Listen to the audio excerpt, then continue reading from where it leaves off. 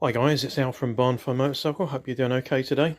So it's Futura time again in the garage. So slowly getting through all of the list of jobs. So I'm now onto the front cylinder on the RST Futura to start locking everything up. So I've got the front cylinder locked into top dead center.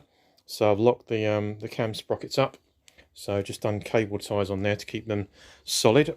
But I've also locked up the crank as well, using the drive that goes into the crank, and that connects on basically a recess on the crank web. So you lock it up there. That makes sure that everything stays set while you're fiddling around with the cylinders.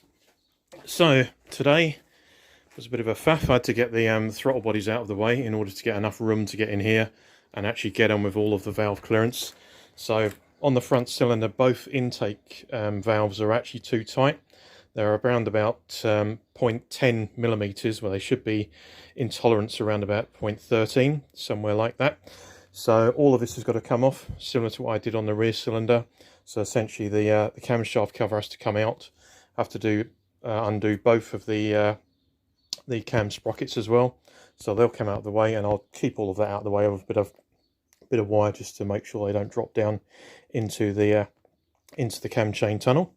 So that's going to be one of the other major bits I want to try and get out of the way today, which will be good. Hopefully when I've done that, everything will go back on. Then I can start looking at all of the cooling lines that I actually want to replace as well. So there's a whole web of basically radiator hoses that run in and out through here. So that'll be the next big job once all of these are done. So once I've done this, replace the shims, get it back together, I'll rotate a few times just to make sure that nothing's locking up or anything sounds suspicious in there. And then it'll be on to the next job. So it's a never-ending list of jobs to try and get to the bits that you need on this bike. It's just so packed inside the frame rails. It's not funny compared to my old Suzuki's, where you just whip the tank off and a couple of panels and away you go.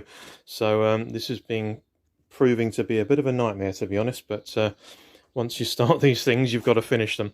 So yeah, making some good progress. So engine, cooling hoses, and then it'll be a new filter on the fuel pump.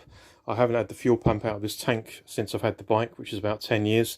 So that needs to come out, and I've got a new T-bag filter that will go on there, and I'll have a look at the fuel sender as well to make sure that's not sticky, because it's a bit inconsistent on its readings. So that's the jobs to do in the garage today, maybe tomorrow, see how far I get.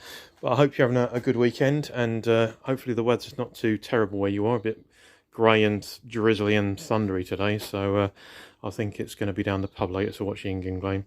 But I hope you're doing well. Let me know what you're up to in terms of your projects that you're ongoing in the garage, or if you're out riding today. And if you are riding, ride safe, and we'll speak to you soon. Take care.